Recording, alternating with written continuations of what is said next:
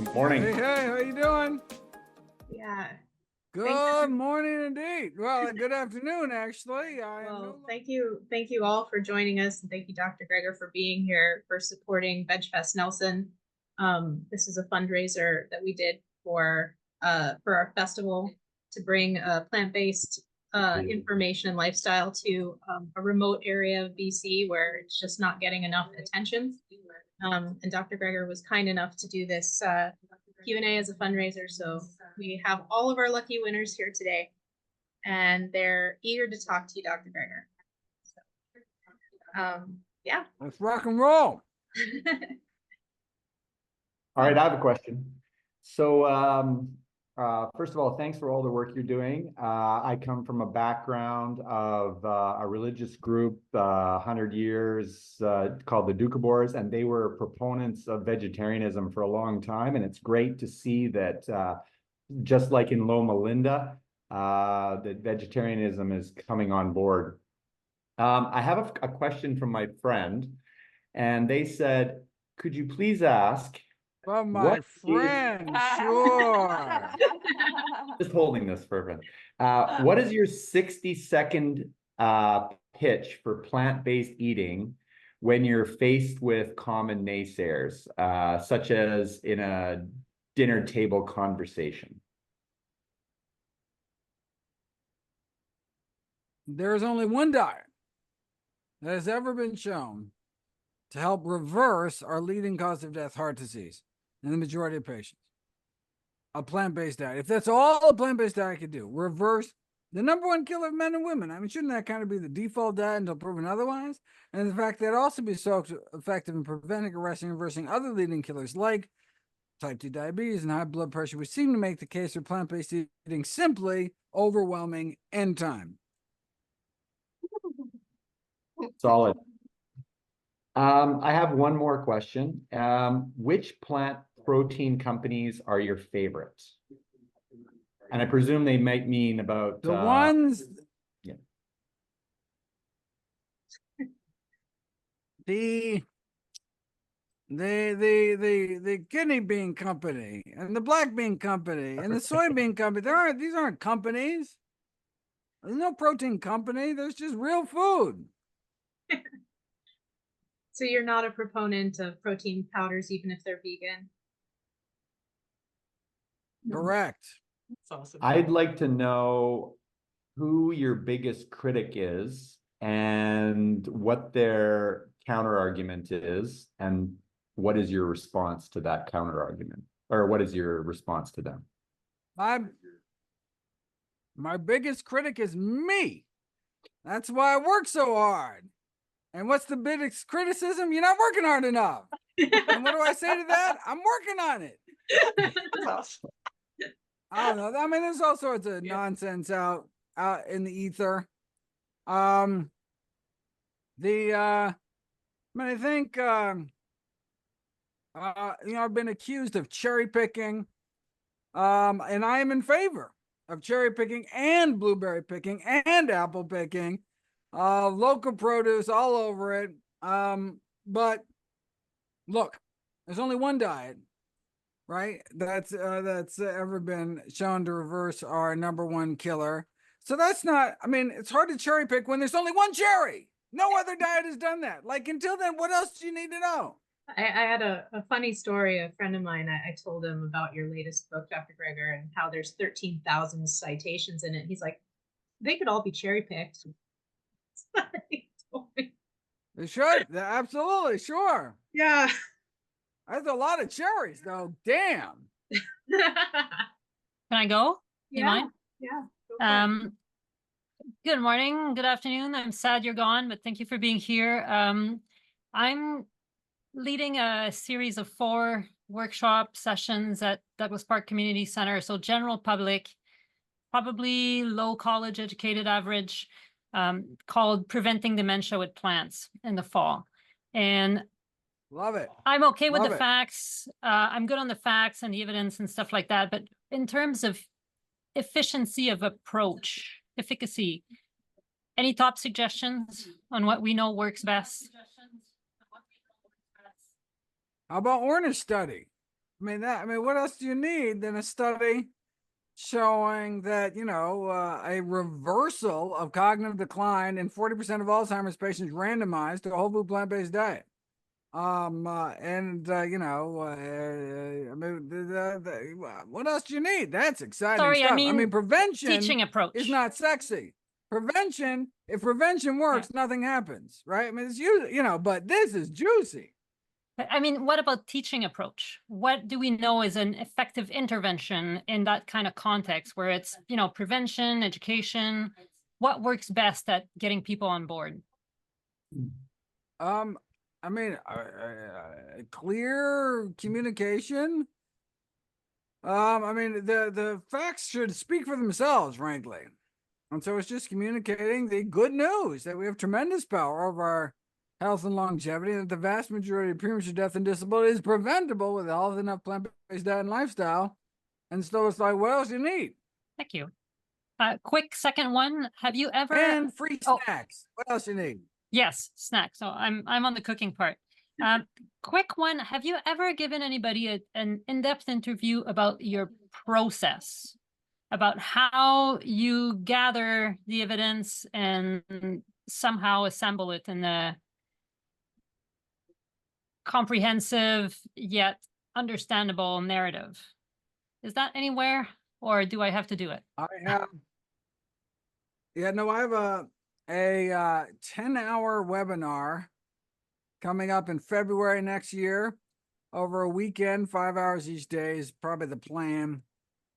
How to read a research paper, where I'll talk about the, kind of the research evaluation phase. I do have a webinar, couple hours on the searching, on how to search. And so that's available online. I'm sure it's on nutritionfacts.org under webinar. It's one of my earliest ones, goes way back. And very much in the weeds. And so you think you can search PubMed, you have no idea how deep the rabbit hole goes. But then you get all this wonderful research. What do you do with it? Well, that's February's webinar. Cool. Thanks. Wow, it's exciting. Anyone else? Get Doreen next, since she's had her Doreen, hand up, go and then ahead, me after Doreen. Doreen. Sorry, Awesome. yeah, I guess I'm the Thank you. moderator. Go ahead, Doreen. Okay, hi. My name is Doreen Anderson. I'm here in Edmonton, Alberta. I've been vegan for around 4 years and an activist for the same amount of time. But I've also suffered with 3 chronic pain diseases. Now, in my learning curve, I found out that a lot of the medication that they have prescribed for me has caused, like Sjogren's, let's say, all of those that disease, the side effects are the same as gabapentin, and I've been on gabapentin for years. So I'm in the process of getting off of all of these medications. Obviously, I have to do it under the guidance of a doctor to avoid seizures and all that other stuff. But my main concern now is my neck and my back, which are cracked, and I get cortisone injections in there and in lumbar wraps. So I'm missing Ouch.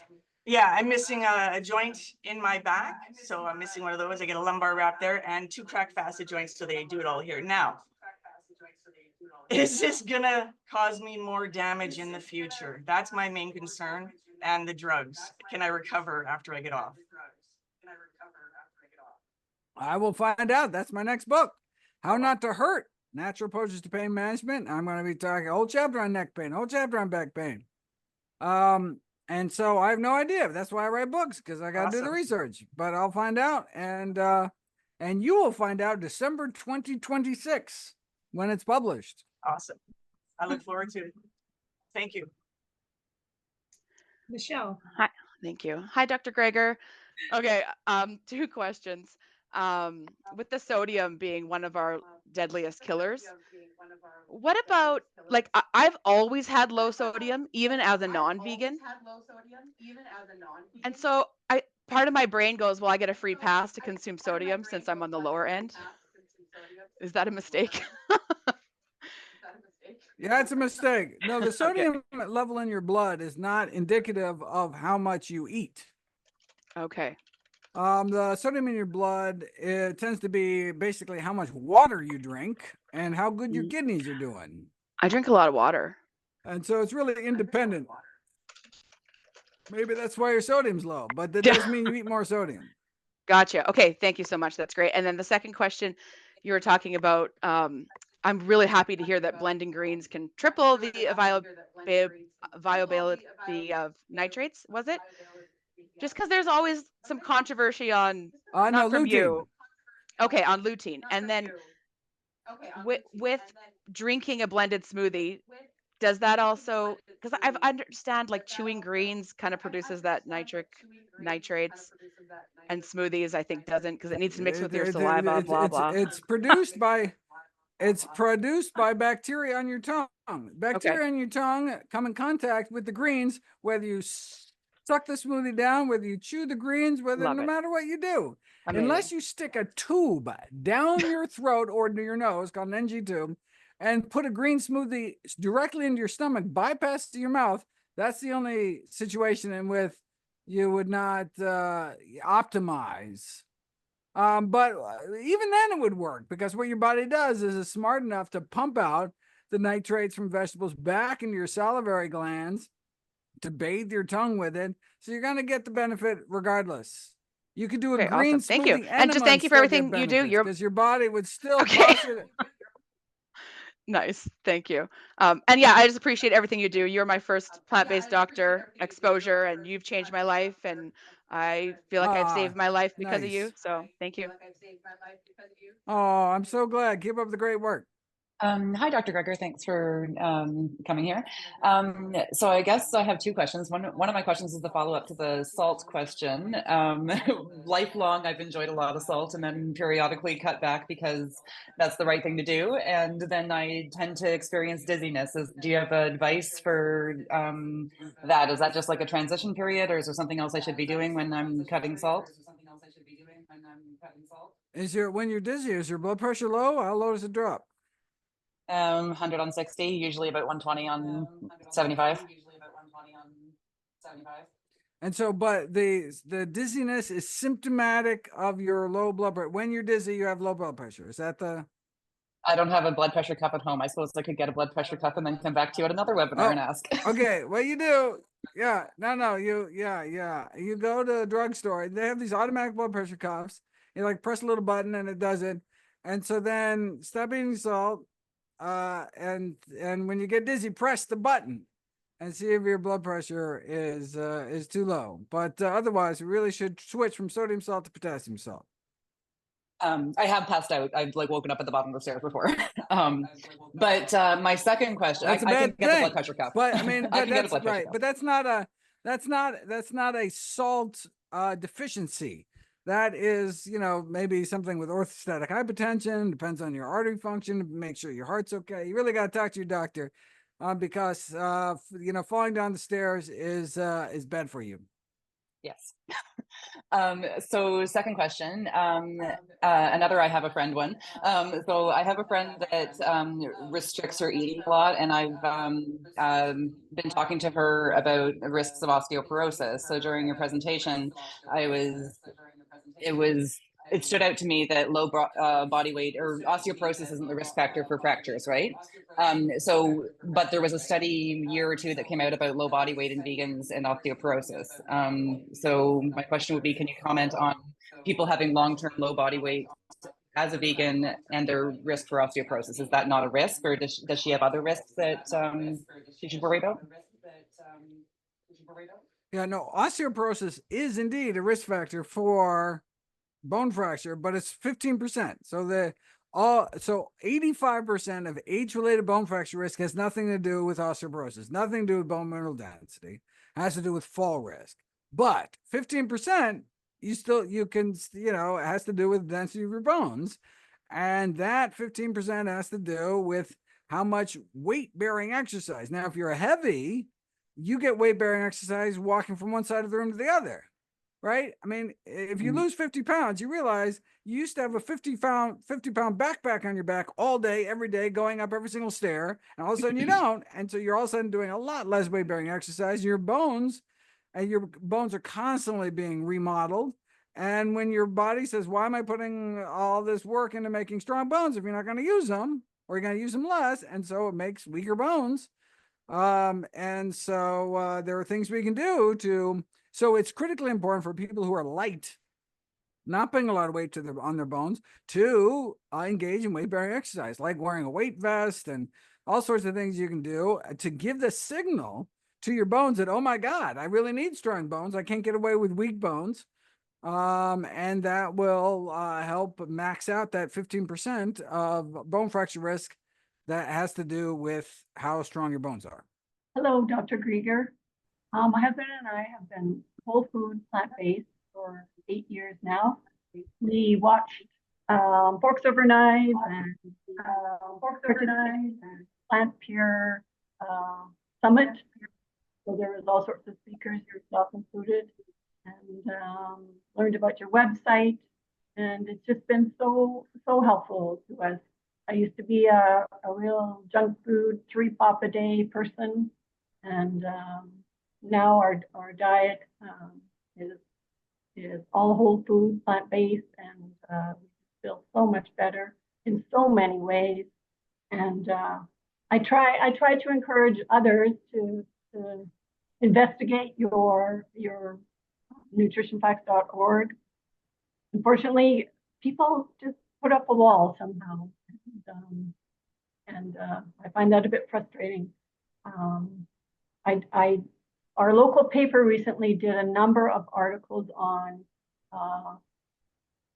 specifically plant-based eating and the environment, but also the health aspects of it. And so that's encouraging. And even there was a commentary in our local paper commenting on nutritionfacts.org. That day, I was so excited. I was almost in tears. Oh, nice. Saw someone recognizing your work. And yeah, I really appreciate all you've done and enjoy your books and your website. And thank you so much. I can tell with the great Zoom background you got. Yeah, I like to read books.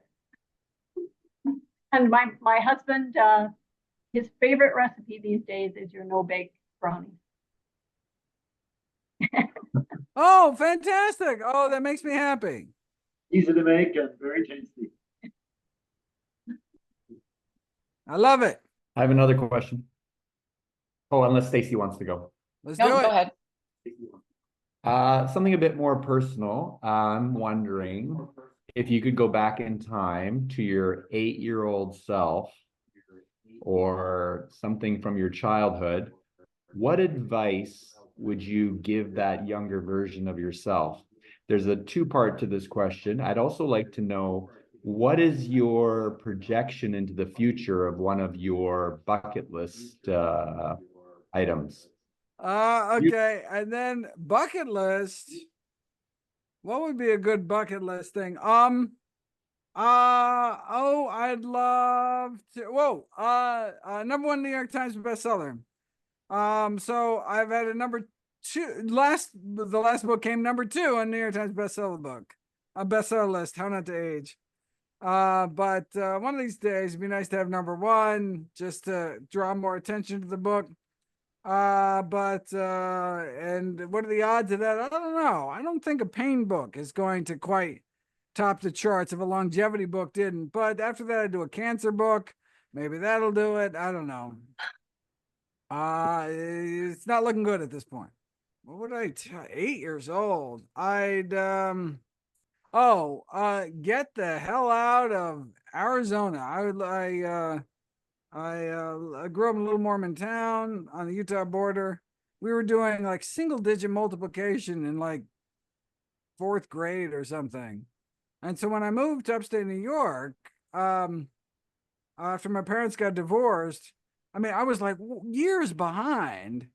And I was like, there's just no way I could have like taken SATs or taken like, and you know, they're both public school systems, but you know, they're just, you know, light years different. So thank God I got out. Yeah. So move. Just don't move. You stay in country. Thank you. Okay, so Stacy and then Bridget and then Michelle, right? So we've got 5 minutes left. So try to keep it so that all 3 of you can go. Yeah. Do it. My question was, Lightning round. how do you travel? How do you eat well when you travel? What's your top tips? Starbucks oatmeal in the morning. If you can find a Whole Foods, they have a, hot bar, salad bar. And kind of ethnic restaurants like, Asian, Mexican, Ethiopian. You can usually get a pretty decent, not too greasy, salty meal. But best advice is stay home. Ha! So you don't bring a container of flax seeds everywhere? Oh, I bring a lot of food with me, but I run out, for a couple of days. So, sweet potato, kale chips, and dried fruit, and I'm on the road for weeks at a time. Okay, thanks. Next book, How to Survive Trauma from Moving. Quick question about chocolate and cadmium contamination. My husband was worried about that. Is that a concern? Oh yeah. Yeah, smart husband. Well, if you would do cocoa recreationally, meaning that you're like most people and you eat chocolate once in a while, then it doesn't really matter. But if you eat chocolate the way I encourage people to eat chocolate, like a tablespoon of natural cocoa powder a day, every day, because of all the benefits, and you really do need to find a low heavy metal source. And so there's two sources: Consumers Union publishes Consumer Reports. They did a detailed survey, as well as Consumers Lab, which is a for-profit. They did, so I purchased the lowest metal, heavy metal cocoa that I could find. It's in Target brand, generic. I don't think they're a Target. Not anymore. That's a department store that's in Canada. Oh, but so you just have to find, but it was an international study, so they talk about cocos all over. So I would just go to those two sources, find out in your area what's the lowest metal cocoa, and go with that. Thanks. Okay. I have a question relating to my gallbladder. I recently found out I have a gallstone due to my old animal eating days. Because the stone is at the position of the neck, so it sounds like they want me to have it removed, but I don't want that because I believe in my diet. And I watched your video on turmeric, and I stopped putting that in my smoothie with the black pepper. So I mean, I don't know. It's probably not something you know, but I would really just rather not have it removed. And I wonder if I'm dreaming.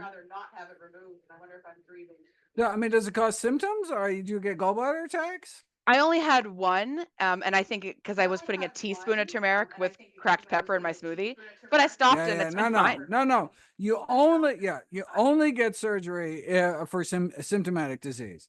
Okay. And so, so you stay away from things that cause the gallbladder to violently react, which is turmeric, as well as really high fat meals. Like if you had like you drank a milkshake or something, vegan or not, ate a pint of ice cream or something. That's what bile does. The gallbladder produces bile.